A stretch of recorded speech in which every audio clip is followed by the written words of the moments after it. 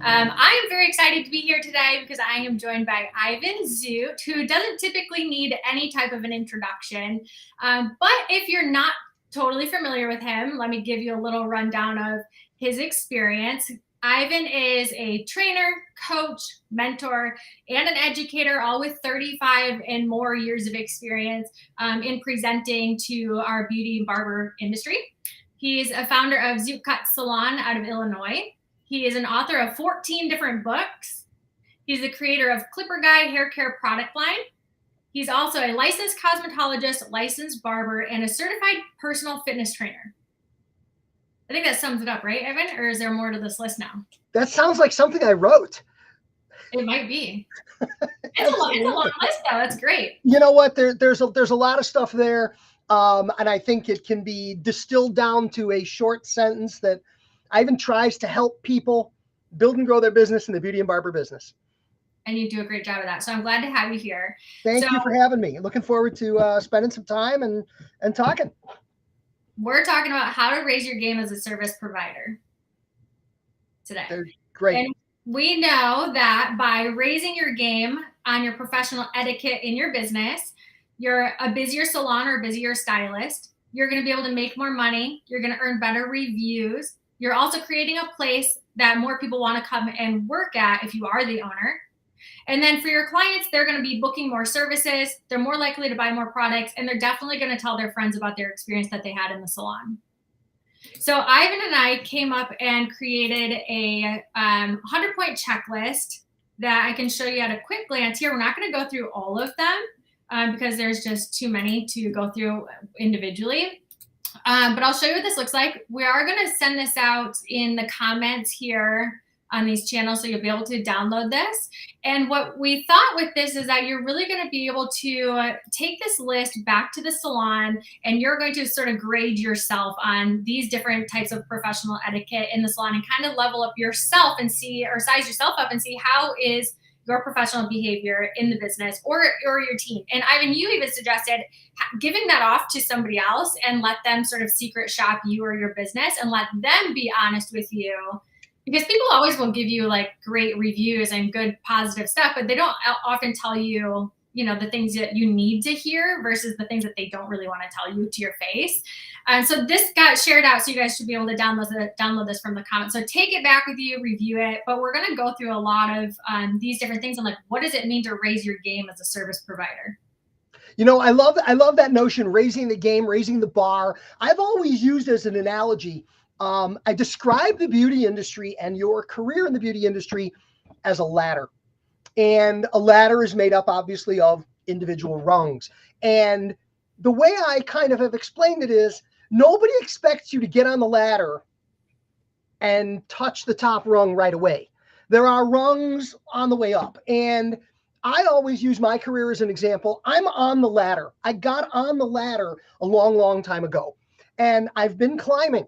And the object of the game is every day, one hand or 1 foot, one rung higher. I think people can relate to that ladder analogy. And truthfully, when I look at the ladder and I look down, I've been climbing for long enough that I can't see the bottom of the ladder. I think it's very hard for a lot of beauty and barber professionals to relate to who they were when they first got into the business. We didn't know anything. We weren't any good at any of this. And we've come a long, long way. We all have. We're on the ladder. We look down. We can't see the bottom of the ladder. But the exciting thing is that no matter where you are on the ladder, there's two important things. Number one, no matter where you are on the ladder, there is always another rung. There's always that one more opportunity to get a little, not a lot higher, but a little higher. There's always that foot or leg up. And I think this list that we've created is a great example of one more foot or one more leg up, because we'll talk about this vast list of 100 in just 1 second. But the other piece I want to make, the other point I want to make on the ladder is when I look up on my ladder, and I think for most beauty and barber professionals, this is a common feeling. When I look up on my ladder, just like I can no longer see the bottom, I can't see the top. I don't, it's up there, and I don't even know if the top exists. If there's a point where you get to where you go, I've made it, I'm done. I really don't think that's the case. So it's exciting to me to keep climbing. It's exciting for me occasionally to be the guy on the ladder who's behind you, pushing you up the next rung. And occasionally I'm the guy on the ladder who's reaching down behind me going, give me your hand. I'm going to yank you up a couple of rungs here. So I use that ladder analogy all the time. So real quick, we'll bring it back to this list. I think there's 100 elements on the list. And I'm willing to bet that any of our listeners can look at that list and can find things on the list that they're nailing, that they're doing an exceptional job of every single time. And I believe any of our listeners can look at that list and also at the other extreme say, oh, wow, I never even really thought about that as it relates to serving my customers as it impacts the growth of my business. So those are the two extremes. And in the middle of that list, let's say if we go with life and the 80-20 rule, 10% of these things are stuff that, oh, I'm nailing it every time. 10% of these things are stuff that, it never really occurred to me. And the 80 in the middle is where there's just huge opportunity for people to, as we've described, level up in that way. So that's kind of how I interpret the list and how I think some of our listeners, some of your community could benefit from it. I agree with you about the ladder, and I don't think there is a top. Although sometimes people think they're at the top, there is always another rung for you to climb up. There's always another step for you to go. Yeah. Which is absolutely true. So, okay, we're not going to go one by one through that list because it would take us a long time. I mean, it wouldn't take us that long, but it would take a long time. But if do we want to, just as an idea, I mean, you've got a plan, but just as an idea, at some point, maybe we want to allow some of the listener community to like randomly pick a number. Yeah. And because you and I think could turn any number on the list into an entire podcast, blog post, or deep conversation. Yeah. But tell me what you got. What are you looking at? Well, that's a good point. So if anybody's listening right now or watching and has already downloaded that list, because it is there, if you see one on the list that you recognize that maybe you're already doing exceptionally well, but maybe there's something that you have completely just let slip or slide or have not paid attention to, maybe drop that in the comment, and then we'll be able to see where you guys are rating yourself at already. But we talked about, so last week I actually talked to you about like just starting with checking yourself as a service provider. And I kind of mentioned like, we get into a place right now where we're friends with everybody and that we're comfortable as service providers, especially those, those veteran stylists or service providers that have been doing this for a really long time. Like you were saying, is you're kind of, you're at a point where you think you're at one place. And we become friendly with our clients. We start dressing a little bit more comfortably. Our conversation is a little bit more comfortable. The way we escort them back to our stations or service areas are a little bit more lax. So let's just start there. Well, you know what? I think there's elements to this. There's that one idea, we talk about the evolution of a client relationship. When they're a first-time client, we run out to the waiting room and we shake their hand and we greet them by name and we do all of these things because we're so crazy, super excited that they're there. When they come back a second time, which, by the way, a repeat customer, when you think about it, we experience and we are surrounded by miracles every day. And sometimes the miracles we are exposed to, they fly past us and we don't even recognize them for the miracle that they are. A repeat customer in the beauty and barber business, quite honestly, is a little mini miracle. The idea that anyone would ever come back to you, when you consider the number of service providers out there, the marketing messages people are exposed to, the refrigerator magnets at their sister-in-law's house, the coupons that come in the mail, the idea that somebody would actually choose to come back to you a second time, I think we need to pause and stand in awe of the miracle we are witnessing. It's a huge compliment. It's a wonderful thing. It's exactly what we ask the universe to provide us. And maybe we get a little jaded at times. So visit number 2, when somebody comes back, I think we feel that miracle. We sense that miracle. We're like, oh my God, it's so nice to see you again. Lori, my goodness. Oh, I enjoyed serving you last time. It's wonderful that you've come back. And there's passion in our voice and there's enthusiasm in our greeting. And the third time, we almost start, there's this creeping feeling of expectation. There's this creeping feeling of entitlement, if you will. And then it turns into, hey, Lori, how's it going? Hey, I'm running a few minutes late. I'll be with you in a bit. Yeah. And then the fourth visit, it's, hi, hey, I'll get you in a couple. And the fifth visit, it's like, you're late. And all of a sudden, we've lost the sense of miracle that is the repeat customer. And we've lost that feeling that we felt. And how do you think the client feels? So yeah, I think there's we'll call it the deterioration of wonder, if you want to give it a name, that we're so delighted that somebody chose us in the first place, and we're overwhelmed that they chose us again. And after a while, it just becomes an expectation, and we've lost that. So I think if we can find a way to remember top of mind that this customer had a choice, Mm-hmm. and the fact that they chose us is that mini miracle. I think that's super cool. It is a miracle, but it's also a lot of hard work. Like you as a stylist or service provider, you're also putting in so much time, so much effort, all the excitement and energy to like greet them, do everything right during that service to get them to come back for that miracle, which is great. But we start to lose that a little bit in some of our comfortability. Yeah, it's a miracle, but it's not an accident. Yeah. It was the result of very deliberate effort. And I think when we chatted the other day, I shared my little quip, and I love this one. And I do realize that it creates a little uncomfortableness for a sector of our listening audience. But we've all known that stylist. We've all been exposed to that conversation with a stylist who is super excited about the fact that her client, who is her friend, is getting married. And the stylist is super excited about doing her friend's hair for her friend's wedding. Oh my God, my friend is my client. She's getting married. I'm doing her hair for the wedding, blah, blah, blah, blah, blah. There's all that excitement over that. And weddings are exciting. And having a bride entrust you with the responsibility of her hair, perhaps even her makeup, for that big, big special day, no question. It's super cool and it's super special. But I think occasionally that stylist who's sharing that excitement over doing my friend's hair for her wedding has lost sight of the fact that she's not your friend.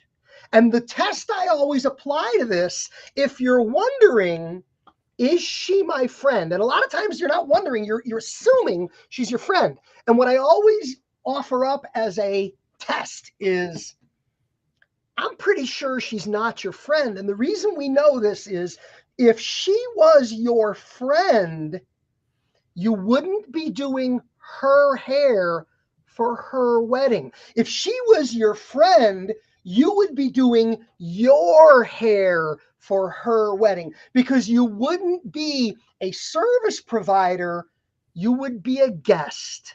And I think that's a little bit of a gut punch for some stylists. Oh, no, she's my friend. Oh, no, she's not. And I think that kind of realization can be super powerful when it comes time to have conversations about things like raising prices, or things like charging appointment fees or cancellation fees. Some of the times when we gotta kind of put on our bad guy or bad girl pants and toughen up a little bit in the interest of our own business health and our own protecting ourselves. That can be hard when we think they are friends. Mm-hmm. Yeah, because then you get into things like emotional discounting, emotional giving. I'll just give you my toner for free this time. I'll just throw it in, or I'll just give you the blow dry. It's just there because we're friends. But you're right. If you're not on the guest list, you're probably not as good of a friend as what you think, right? Or else you would be there for sure. So even just like, and this is something that pretty much everybody should know, but not everybody does. And the entire reason that we started this conversation about doing this event right here today, Ivan, is because you posted on Instagram about cleaning up around you. Like, there's some pride, especially maybe like in the barber world, of like, there's some pride of like, oh my gosh, I've got all this hair on the floor. I'm so busy. I've got all this stuff going on. But it's like, to a customer that's coming in, and we should know these things, like clean our space.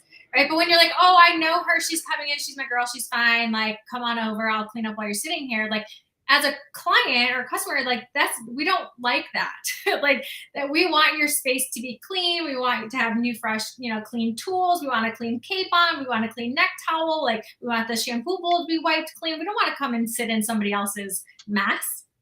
Well, it's funny you bring that up because I have posted many times, you see that it's usually 5:30, 6 o'clock on a Saturday. And this barber takes this picture they get their phone out and they take this picture of their styling station and it's ankle deep in hair clippings and there's 16 neck strips piled up in it.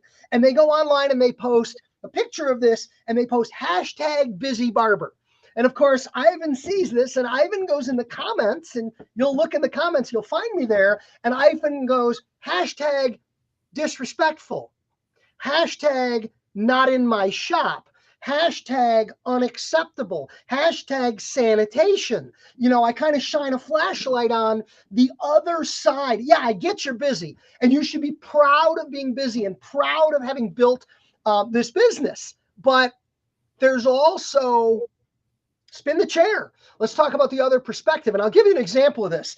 I used to use this analogy in all of my classes, and it really bothers people. But we in our industry have lost sight of how other people, civilians, if you will, view things like hair clippings.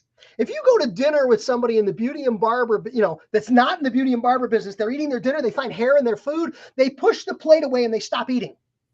But if you had dinner with a cosmetologist, they're eating their food and they see a hair and they go, well, look at that. That's level 6. And I think it might be permed. And they just keep right on eating. Out of the way and keep going. Yes. Our whole life is covered with hair. Yeah. I use the example. Imagine, if you would, play along with me here. Imagine you went to the dentist and you were sitting in the waiting room at the dentist and the hygienist or the receptionist or some member of the team came out to the waiting room and said, hi, Mr. Zoot. The chair is available. I'd like to take you back now and get you ready for Dr. Smith for your dental appointment. And imagine if you stood up out of your chair and you began walking down the hall. And as you were walking down the hall to the chair, imagine that the hallway, there were teeth on the floor. Imagine that there were those tiny little pieces of gauze with blood on them on the floor. Well, you can tell by Lori's expression how she feels about that. And we all feel that way. It's like, Ivan, that's just icky. That's just nasty. That is exactly the way your client feels about a neck strip. Yeah. That is or exactly even even like maybe you bring them back to your chair, but you're like cleaning your clippers while they're sitting there waiting for you. Like you're cleaning your tools in front of them. It's the same kind of thing. Like I wouldn't go to the dentist and watch you clean your tools in front of me after somebody else. Like it is pretty gross, right? Yeah. Well, sanitation, hygiene in your general space, like think about that when you're bringing your clients back, whether you think your friends or know them very well, they've been coming to you for years, it's still a perception that they don't want to see that maybe it's been used or whatnot on somebody else. Yeah. Hey, we had a question on one of the numbers. Do you have a copy of the list in front of you? Yeah, I do. Great. I don't have a copy of the list. I didn't have a chance to print one before we jumped online here. What number? Kay is referencing item number 28 on the list. 28. Do I look the part with my hair, makeup, and attire? Such a good question. Yep. And her comment was, I wish other stylists would take this more seriously. You know what? That's an interesting one because do you ever know that puzzle? It was always in like children's puzzle books when we were little. It's about a traveling salesman who drives into a small town and he needs a haircut. And he drives past a barber shop. And in the first barber shop, the shop is, it's immaculate. It's crisp and clean. It's spotless. And the barber's got a magnificent haircut. And when he drives another block down and there's a second barber shop and the barber shop is dirty and the barber's got a terrible haircut and his smock is dirty and everything like that. And the question is, which barber do you go to? Do you go to the guy with the clean shop, or do you go to the guy with the beautiful haircut, or do you go to the guy with the dirty shop with the bad haircut? Yeah, a clean spot. Well, the old puzzle is you go to the guy with the dirty shop and the bad haircut because he cut the other barber's hair, and that's why the other barber looks good. Mm-hmm. And it was a fun little puzzle when we were kids, but the answer is no. Mm-hmm. That's not what you do. Mhm. You got to look at the entire business and how it represents itself. And in our industry, it's fascinating. We are leaders. We were influencers before the word influencer really existed. In our industry, if you highlight your hair in March, as springtime is coming, if you highlight your hair in March, we're heading into the spring holidays and Mother's Day and graduation, all that stuff that happens in spring. If you highlight your hair in spring, by Easter, 80% of your customers will buy highlights because they look to you for guidance and inspiration. If you go short, your clients will go short. In fall, traditionally, you live in the upper Midwest as I do. In fall, when we go dark in September and October, heading into the fall season, by Thanksgiving, 80% of your clients go dark. They're truly looking. It's known too that you attract people that are like you. You will naturally just attract more people that are just, they gravitate towards people that are like themselves. So you're going to attract more people like you. So like to Kay's point, like looking at how you act, dress, your makeup, your all of the things, you're going to naturally start to attract some more people that are like you. So when you think about what type of clients you want to have coming in, think about the way that you present yourself, you talk to people, you dress when you show up, like how your hair is done, to your point of like, of course, if you have more highlights, other people are going to see it, they're going to like it, they're going to want more like that. So you're attracting those people that are similar to what your needs are. True story. When I worked in my first salon, graduated from beauty school, I was a shampoo girl, I was an assistant, I was in their training program, and the boss, and this was a big salon in the Chicago North Shore suburbs. I think we had about 40 service providers on our team. It was a very large salon. And one of the things we did as part of our training is we would sit in the waiting room with the owner, sitting in the waiting room looking at the door with a yellow legal pad, sitting with the owner. And our challenge was, as clients walked in the door for service, to try to guess who was their hairstylist. And it was about developing your observational skills. And you'd look at somebody and go, based on their age, based on their haircut, based on their hair color, based on the clothing they wore, based on any visible characteristics you could pick, could you ascertain whose chair they were going to be sitting in that day, who was their stylist? And you could get good at it. You really, without knowing the people, early on in your tenure there, before you knew, yeah, that's Jimmy's client. That idea that we attracts like. I always use the example. I apprenticed for a woman who was a wonderful woman and a very talented hairdresser. And she used to complain about the fact that all of her clients had very thin, very fine, and very sparse hair. And she would look very jealously or longingly or sort of admiringly at some other people's clients who had thick and luscious and rich hair. And, one of the realities was this stylist had thin, fine, and sparse hair. And she was extremely good at working with thin, fine, and sparse hair. As a result, she built a clientele of thin, fine, and sparse hair because people with thin, fine, and sparse hair who found her to be a miracle worker were sending their friends who had the same challenges. So, and there's some real benefit here. You talk about leveling up in the business. There's an expression that I think is more relevant today than it's ever been. And that is the notion: if you are everything to everyone, you are nothing to anyone. Our industry's become highly, highly specialized. And with 328 million people in America, you don't need to cut everybody. You don't need to serve everybody. You need your little tribe, which is only about 320 active customers. Well, when you realize the number is that small and the marketing is that focused, and you look at the tools we have today through things like social platforms, building business in our business is in many ways easier than it's ever been. Especially when there's a lot of good tools out there to help you build those businesses. Oh, absolutely. It's a good point. Okay, Kay's their number was number 69. Is there a positive vibe with my team?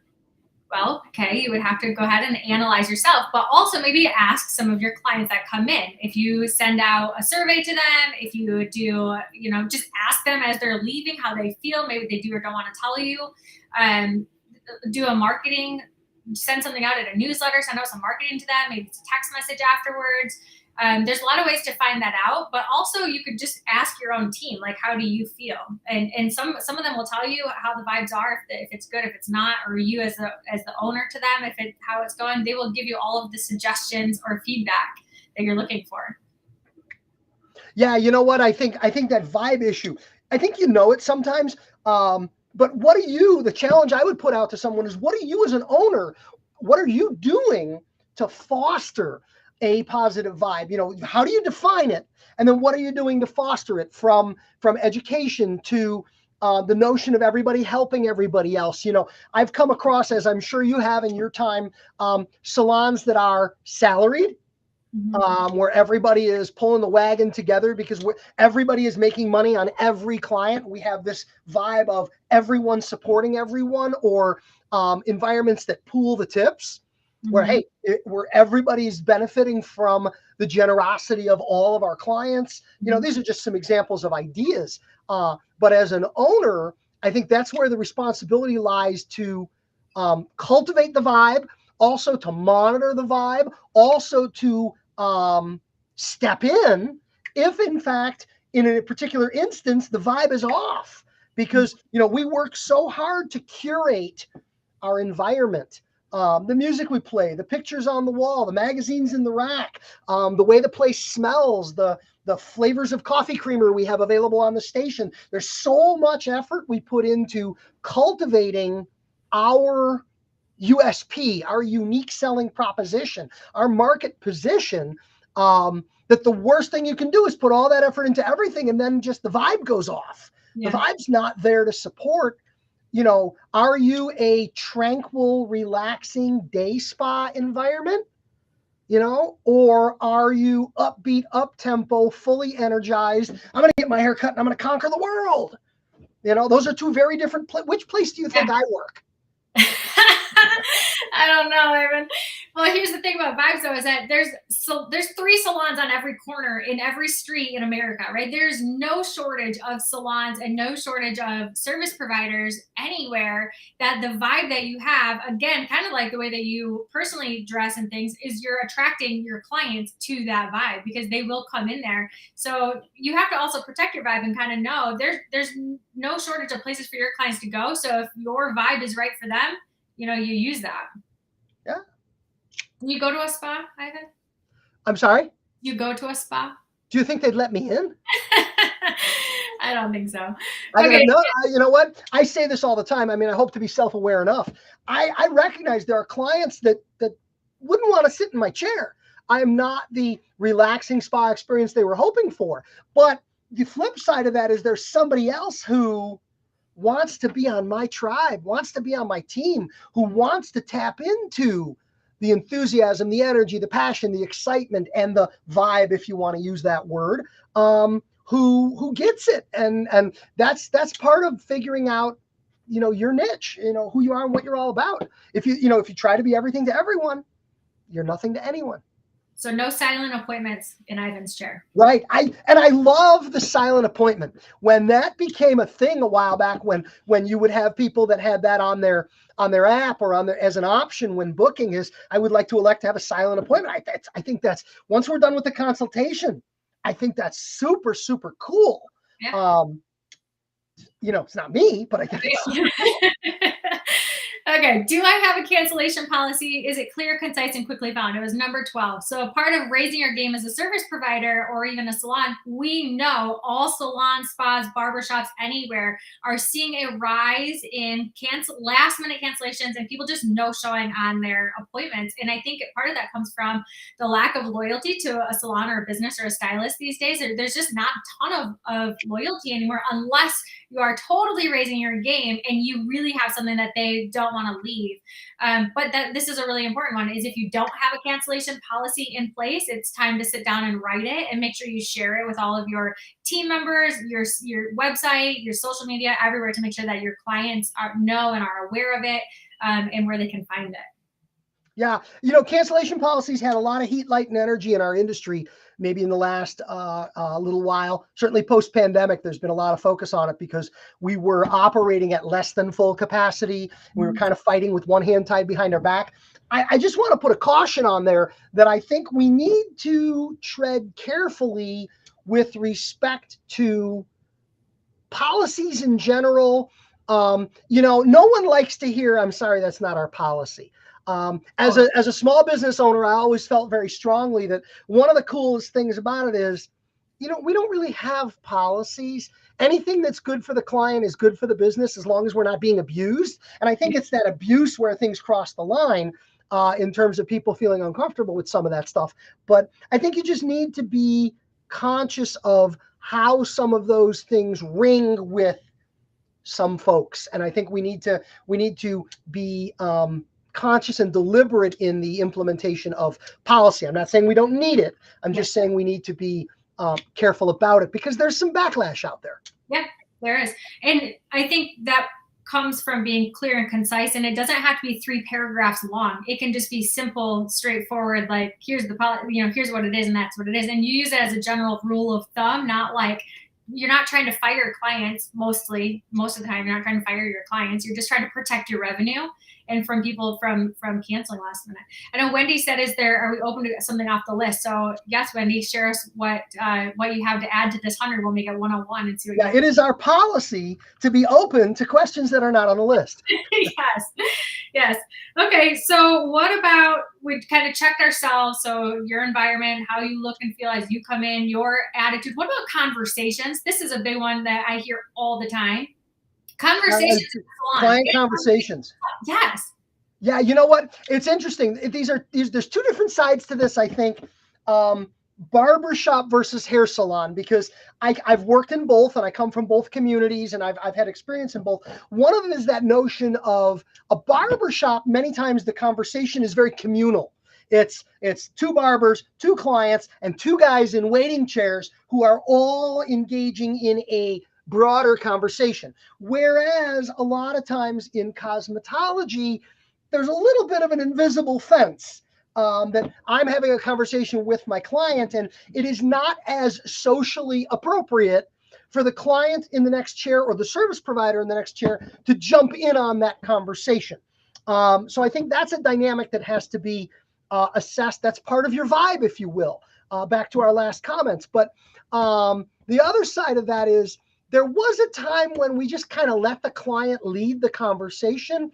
And I think we've all seen from the 2016 election and some other things that there are conversation. A client will throw out a comment and it just falls dead in the room because no one wants to touch it. There are conversations that are, it used to be that open season. We in our original cosmetology textbook, it said no politics, no religion, no sex. That was like in the book. That we don't talk about those things. And it's all we ever talked about. But I think there's been a little bit of a shift because of the nature of the tone of dialogue, that I think we've circled back to a more respectful phase of, you know what? There are things that we don't talk about. There are things that are not really salon appropriate because to some extent, I think a lot of folks have lost the ability to engage in dialogue in a healthy way. And nobody wants to be the shop owner or the service provider who's essentially overseeing a conversation that goes down that road. So I think the rules have changed a little. It's very easy to offend people in conversations, even if you don't think you're offending them. Like, you might not tell them, like, hey, I'm uncomfortable with this conversation. But you, as a client, if you are uncomfortable, you might just not ever come back. So it's a very easy way to just lose a client by saying the wrong opinion, the wrong thought, the wrong anything during that conversation. Wendy's got a list here. Let's read. Let's take a moment, just read through that. I have a strong staff that's been with me for 10, 15 years that's come somewhat complacent and are not doing some of these things. I put tools in place for them to sell more products, make referrals, and it falls on deaf ears. Good people are good hairdressers. Oops, I can't. Let me see the rest. Good people are good hairdressers. Becoming complacent as salon owners is very frustrating. I think if I could answer this, I'd love to hear your thoughts on it as well. But let me jump in real quick, and then we'll pivot to you. I'm gonna go Rosie here. I'm gonna go full on Rosie, and I'm gonna say that as an owner of a salon, if you have commissioned employees, W-2 employees, if you're a chair renter, you don't even own a hair salon. You're a landlord. But if you're an employer, it really comes down to what is your responsibility as an employer? And the answer is your responsibility as an employer. If you choose to employ, you choose to take on the responsibility for the professional development of the individuals that hitch their wagon to your team, to your shop. So I'm going to say it comes down to meetings. As an owner, I think you are obligated to meet with every member of your team every day, every week, every month, every quarter, and annually. And I think those meetings have very different purposes and very different intent. I think you check in with every employee every day. That check-in can happen standing in the back room by the sink. It can happen standing in the hallway by the bathroom, but it's, hey, Jennifer, how you doing today? Hey, your kid wasn't feeling good earlier in the week. Is he or she better? That just touch point. That needs to happen daily with your employee. But then weekly, now we go to our software. Now we go to our analytics. Now we go to our data and we print reports. And every week we sit down with an employee and we talk about last week's numbers and this week's goals and objectives using data, using the information that we take from our software. Because while you're serving clients, while you're making people beautiful and doing hair color and doing hair cutting, in the background, that software is working very, very hard to aggregate information and data, to create reporting. I know people that use software platforms that think of them as appointment booking, and they never even dig into the data. You're missing 90% of the value, in my mind, of having that. So to your point, Wendy, those meetings where we talk about your retail productivity, where we talk about your chair occupancy, your rebooking rate, all of the things that you're determining to be the important metrics of success, where you're seeing your people somewhat complacently fall down on their obligation and their responsibility to execute for themselves. Obviously, you will benefit when they execute, but those weekly meetings at the end of the month, and what we're not just using these as an opportunity to redirect and attack people. We're using these as an opportunity to acknowledge, to celebrate, to recognize, and to redirect where necessary.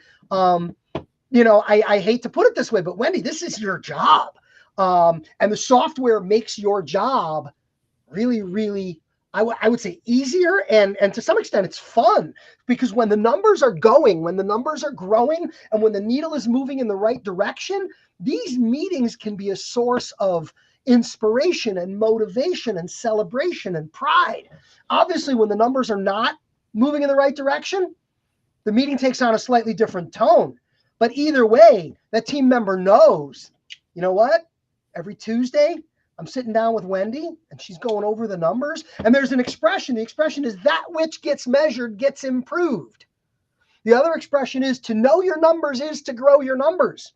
Simply the process of printing the report and looking over the report will cause the numbers to migrate in a positive direction, whichever way it is you're supposed, depending on the number. Does that make sense? Makes sense to me. You're right. Numbers don't lie. Numbers don't lie. And I agree. I think by raising your game as a service professional, whether that's from the business owner, for the salon, or from every individual contributor in the business, will have a direct reflect on their numbers and their financials and all of the reports that you're going to run. And there is that perception too from salon owners that say, my stylists that have been here for 25 years, and maybe this is a case for Wendy, they've been here for a really long time. They don't really want to sit down and meet with me anymore. They don't want to go over these numbers. They're just comfortable with where they're at. And then the same perception for younger and millennial stylists saying, oh, they don't want to meet with me either. They know all the answers. They don't want to sit down, but they really actually do. People want to know how well they're performing. They want to know what they're doing. And to your point, utilizing the reports and the metrics within your salon software will give that information to them. And again, those numbers don't lie. So if you're having, take any number off of our list that we created, you could probably automatically direct it back to a metric in a reporting. How is, if they're not dressing well, they're showing up late, they're always running behind, their station's not clean, what does their retention look like? Right? Are they actually losing clients? Are they not coming back to them? And you could point back to any of these numbers on the list of saying, maybe if we look at some of these things within our environment and our conversations or in any of these things, we will see a better reflection on our reports. Yes, absolutely. Wendy, she said yes. Oh, what report? What report? So like a retention report, a productivity report, any service or revenue report. You want to kind of measure how are they doing in their service and revenue, service and retail sales, rather. Retail sales is definitely a marker of that, because people buy retail from people that they trust.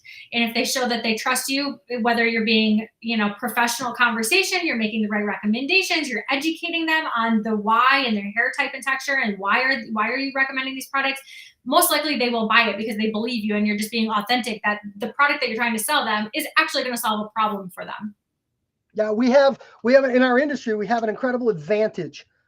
And one of the things that I work on with individuals, with owners, with chains, we sometimes lose sight of the fact that a client in our chair has demonstrated they trust us, or they wouldn't sit in our chair. We have their time, they're physically present. We have their attention. We have their enthusiasm, in that you don't pay good money for haircut and color unless your hair is important to you.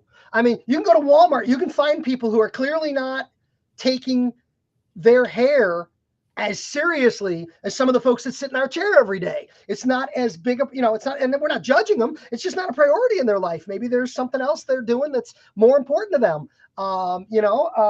But the people that choose to sit in our chairs, they're already spending with us. They trust us. They believe us. They've given us time, money, and attention.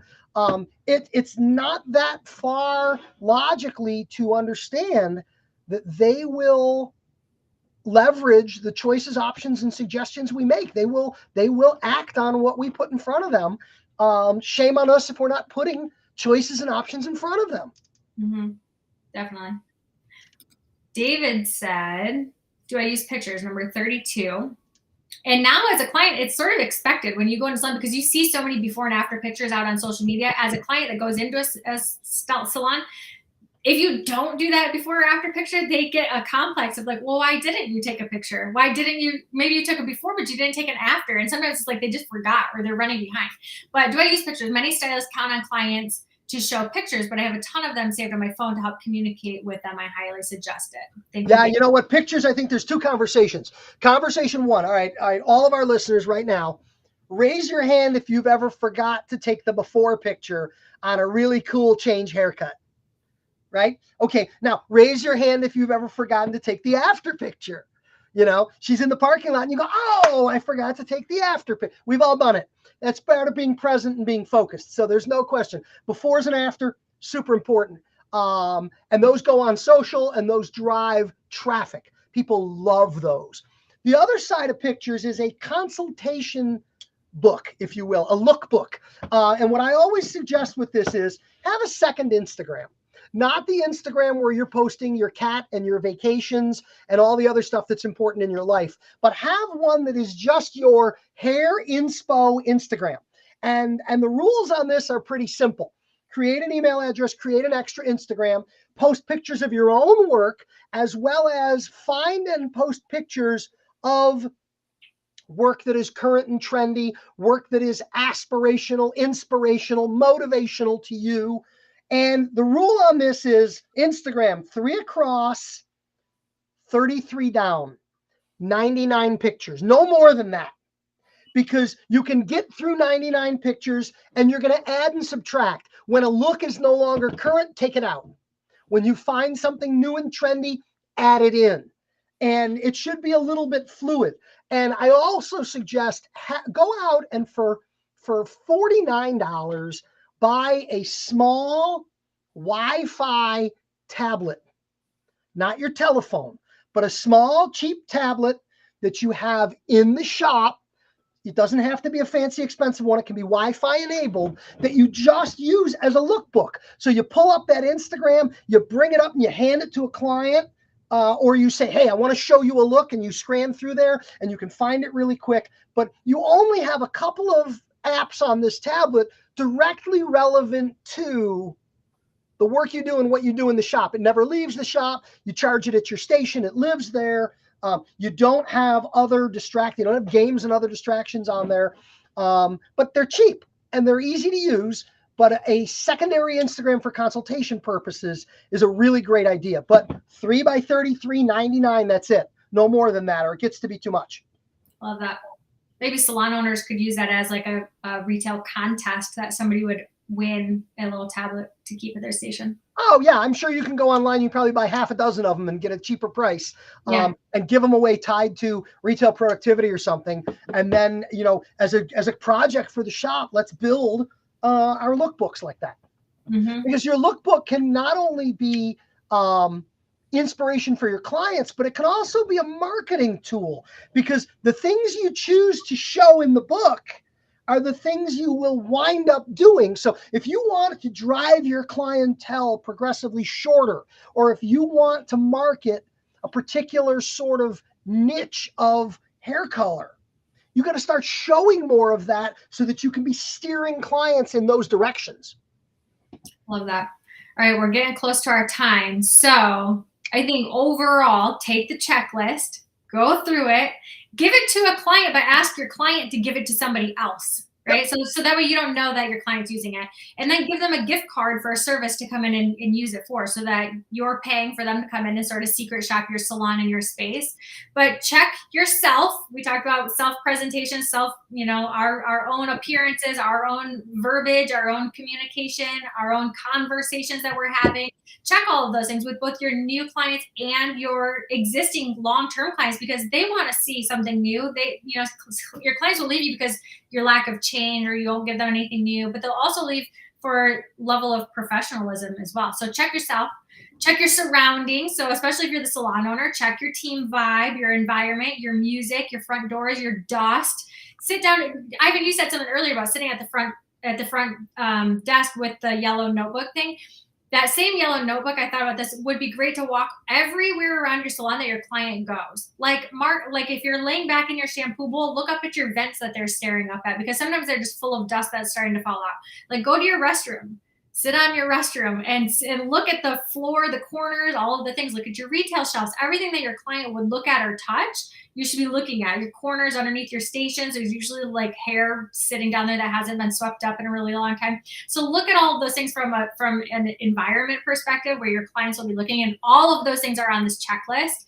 And then lastly, like what you were talking about, check your systems, because all of those professional raising your game kind of thing will definitely reflect back in your business and a financial revenue. And check those things and look at monitor and measure your reporting and see where your business is growing. Yeah, you know what? I think the list could be used. There's a couple great ways. To your point, doing your self-assessment. I offer that as a service. I have a fee for that. I will come to your salon. I'll spend 8 hours in your salon. I won't talk to anyone. I will simply sit and observe and make notes on a legal pad. At 6 o'clock, we go to dinner. You buy me dinner, and you're not going to feel like eating because I'm going to read the legal pad to you. I offer that as a service. It's available anywhere in America. I've got a fee for it, plus an airplane ticket, a hotel room, and a cheeseburger. And I will come out and do that for you. The other thing is 100 items on the list. If you've got yourself and 4 team members, that's 5 people total. Break down that list, and every week for 20 weeks, everybody gets a number on the list. And it is their job for that week to be the champion of that number, to catch team members getting that number right, to identify where we've done well. If it's a general thing like a cancellation policy, if that's the number, that's a number for the owner to look at what are we doing and how are we doing it, and let's make sure we implement a reasonable, effective, and efficient cancellation policy. But when it comes to stuff like fingerprints on the front window, if one of your team members is in charge of fingerprints on the front window for 1 week, we're going to develop the habit, and they're going to catch people wiping the window, and they're going to, we're going to focus on that we probably don't ever have to talk about that again, because that's going to become a part of our cultural DNA, and fingerprints on the window aren't going to be a thing anymore. So I think there's a couple ways we can implement that list within our culture to make it a ladder up, one level up, 100 rungs on that ladder, and there's probably more to help you level up your business. Yeah, definitely. And I would love to see anybody that goes through this list now or in the next coming weeks or whatnot. Probably before holiday time would be a great time to do it. It's your busiest time of the year. I'd love to see in some of our comments of the numbers that you're focusing on, or the numbers that you feel like you need to have, implement some change in your business, and see Sure. what stands out to you. Very cool. So Ivan, I've got your QR code up here, so anybody can scan this. It will take you to ivanzoot.com. But where else, if somebody wanted to get in touch with you, follow you, see what kind of work you do, like they could go to any show because you're at all the time. Yeah, I'm at just about every show all over the country. ivanzoot.com is the website. On Instagram, it's Ivan Zoot. On YouTube, it's Ivan Zoot. On Threads now, it is Ivan Zoot. What do you think it is on TikTok? Yeah, you're right.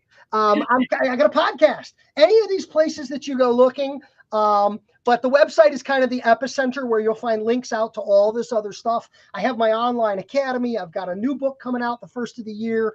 There's 14 other ones, as you mentioned. So again, from my introduction, my job is to help people grow their business in the beauty and barber business, and my friends at Rosie and their platform and the tools they offer are just another example of how we can be powerful resources in helping people create a path or build a ladder and start climbing. Love that. Ivan, thank you for being on here today and sharing all of this with everybody. And I hope that everybody has successful holiday season and 2024 and beyond. And you guys are all able to raise your game as a professional in the beauty industry. So thank you so much for joining. Ivan, thank you for being here. Absolutely. Thank you. Everybody have a great day.